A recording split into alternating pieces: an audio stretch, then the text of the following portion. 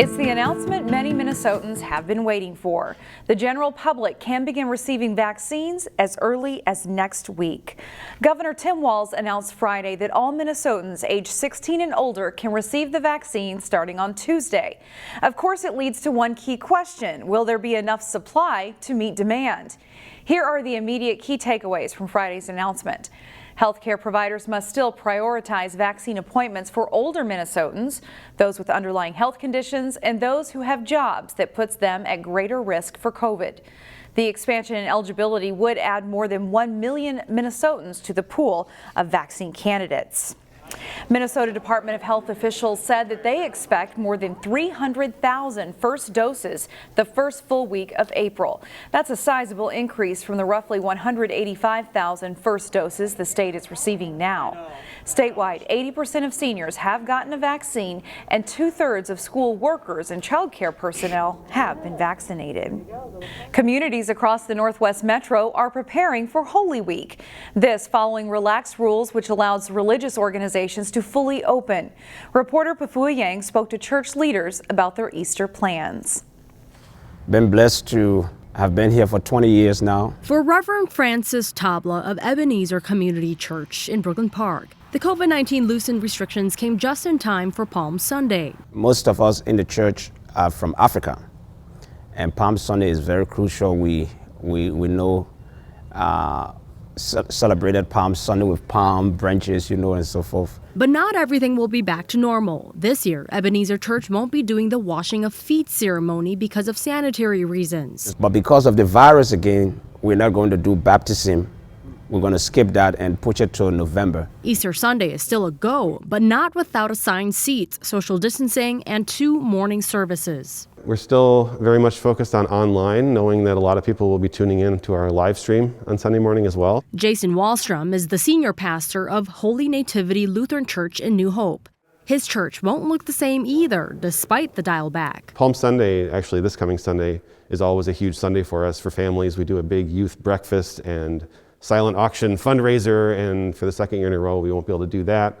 We've moved the silent auction online so people can still participate in that. The church is currently allowing only 15 members to come to Palm Sunday and Good Friday. Easter will be the first time Holy Nativity will allow up to 75 people. Wallstrom says sign-ups are filling up quick. And we had phone calls and people, tons of people online signing up right away, so they were worried that it might fill up and they needed to get their spots. Wallstrom says more people are willing to come to church due to vaccines. I feel like September is probably the point where we'll be really completely back to normal. And for those who are afraid or worried, there's still an online option. This fear and anxiety is real. I think the biggest answer to that is the community of faith. In New Hope, Pafua Yang, CCX News. Hy-Vee says 10% of shoppers who purchase groceries from their New Hope store do so by curbside pickup. To accommodate those numbers, the company wants to build a drive-through kiosk just west of the New Hope store. They submitted plans last year, but the project was delayed because of the pandemic. The plan that was approved by the council this week includes a larger building and another pickup lane. And now to some mighty sweet words. Reports across the area indicate record sap running for maple syrupers. Neil Persley takes us to one such operation in the West Metro. In the world of maple syrup production, there's welcome to Summer Skogan Sugar Bush. Skogan in Norwegian, which is my wife's and my heritage, means woods.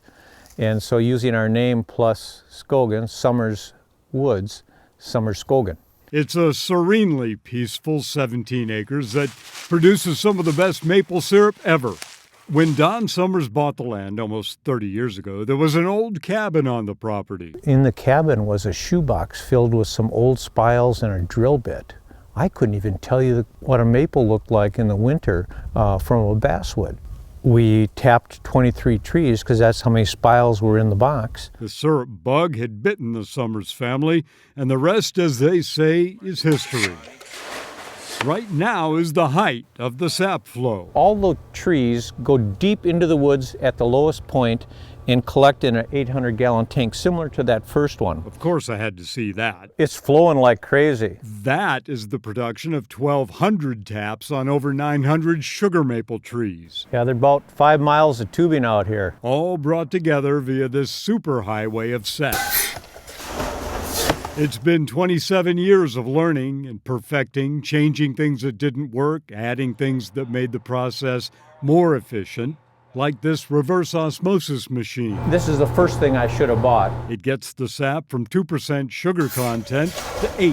That takes out 75% of the water. Saves 75% of the time, 75% of the energy. That's energy savings on running Don's evaporator. This evaporator can handle 135 gallons of sap an hour in a continuous flow. It's his 4th evaporator, and when the time came to replace his wood-burning one a couple of years ago, Don went with propane. I realized that I didn't want to be cutting and splitting wood in retirement, so The process is really a thing of beauty. we actually have it mechanized enough that my wife and I can handle the whole operation ourselves. The syrup they produce is beyond compare, with complex subtleties rivaling any fine wine. Well, we won first place in the last 2 years, the Minnesota Maple Syrup Producers meeting, so we're pretty proud of that.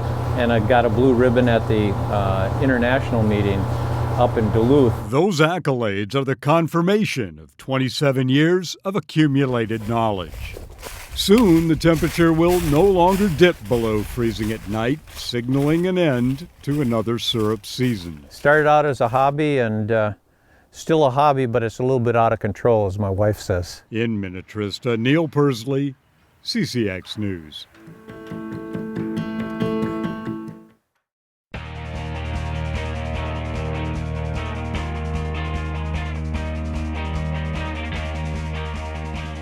I'm John Jacobson with sports. One day after Wayzata made the field for the state Class AA hockey tournament, second-ranked Maple Grove looked to punch their ticket to state in the Section 5 AA final.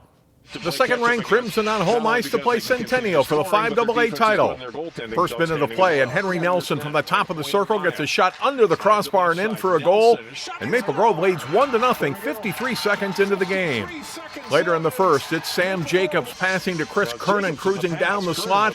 Kernan scores his 16th goal of the season to make it 2-0 Grove. Late in the first, Kyle Kukkonen wins the faceoff, taps it to Jacobs, who scores.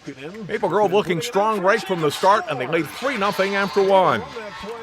Second period, Nelson gets to the loose puck, sidesteps the D, and rips a shot into the Cougars' net for his second goal of the night to put the Crimson ahead 4-0. And then watch this one. Jacobs and Kukkonen back and forth with passes twice until Kukkonen nets the shorthanded goal. That makes it 5-0 as Maple Grove goes on to win 7-0, earning their second straight state tournament appearance. It's unbelievable. I think we just had a mindset from the start of the season to get where we are now and take three more steps to win a state championship, and I think we're on our way to do that. Maple Grove plays in the last Class AA quarterfinal of the day Wednesday at 8 p.m. at XL Energy Center. Wayzata faces defending state champion Hill Murray in the first game Wednesday at 11 a.m.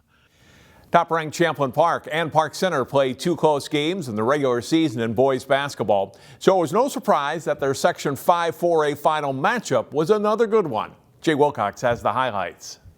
It's Champlin Park looking to stay undefeated as they face rival Park Center for the Section 5 4A boys basketball title. A great start for Park Center. Braden Carrington drives for 2 of his 22 points, and it's 9-3 Pirates. Jalen Cook dribbles to the top of the key to hit. He scores 18. It's 14-5 Park Center. The Rebels get it rolling. Adrian Mogaka's steal leads to a big hoop. They swing it around to Josh Strong, and he nails a 3 to give Champlin Park its first lead, 19-17. And Strong hits another 3 to give Champlin Park a 36-27 lead at the half. Strong pours in 20 first-half points. Second half, and Mogaka with a behind-the-back pass to Francis Wakoria for a 3. The Rebels lead it by 12, and it goes up to 16 moments later. The Pirates fight back, and down 5 late, Cook sinks a 3. Carrington later hits a pair of free throws to send it to overtime. But the Pirates don't score in OT, and Dylan Gachaba and the Rebels win 69-63 to advance to the state tournament. Jay Wilcox, CCX Sports. The state wrestling tournament looks a little different this year due to COVID-19. The XL Center is not the site, and each class is being held on a different day. Several local wrestlers aim for high finishes in the Class 3A individual tournament. Here's Jason Malillo with the highlights.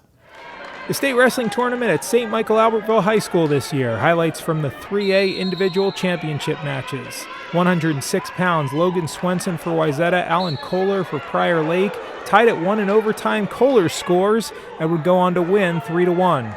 The 152-pound championship match also goes to OT, and Wayzata's Cale Swenson wins a 3-1 decision for his second straight title. Osseo's Jacob Meisner is injured in the 220-pound championship match, but still guts out a 5-3 win for his first title. In the 285-pound fifth-place match, Osseo's Jagger Shack gets the takedown and would later win by fall. In the 132-pound fifth-place match, Wayzata's Cal Lomquist gets the reverse on his way to a 7-3 win. 182-pound fifth-place match, Wayzata's Dominic Heim gets an overtime escape and would hold on for a 2-1 win. The Trojans' Adam Cherney and Adam Eldemir both lost in fifth-place matches. Jason Malillo, CCX Sports.